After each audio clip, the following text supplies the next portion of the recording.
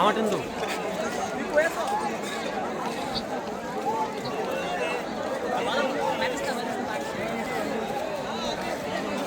আমার কাছে কাজ থেকে বুঝে গেছে।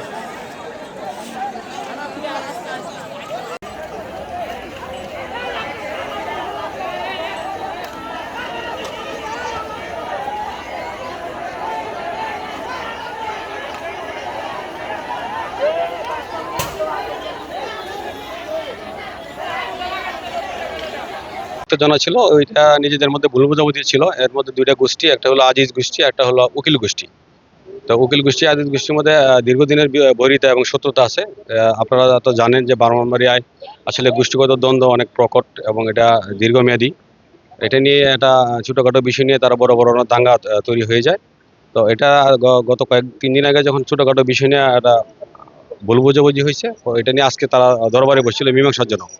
মীমাংসার মধ্যে মীমাংসা প্রায় শেষের পরে কোনো এক কথার জন্য তারা আবার কথা কাটাকাটিতে লিপ্ত হয়েছে এবং এটা বড় বড় আকারের সংঘর্ষে ছড়িয়ে পড়ে। তারপরে এটা যেহেতু একটা বিশ্ব রোড, কুমিল্লা বিশ্ব রোড, এখানে ব্রাহ্মণবাড়িয়া সদর হয়ে যায়। এই বিশ্ব রোডের দুই পাশে তারা অবস্থান নিচ্ছে, রাস্তা বন্ধ হয়ে গেছিল।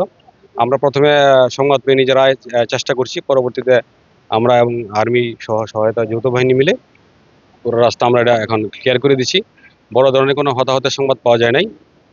আমরা তৎপর আছি, রাস্তা চলমান, এখন জনদুর্ভোগ নাই, রাস্তাটি চলমান আছে। আর যারা এই ঘটনার সাথে জড়িত আছে তাদেরকে আইনের আওতায় নিয়ে আসবো।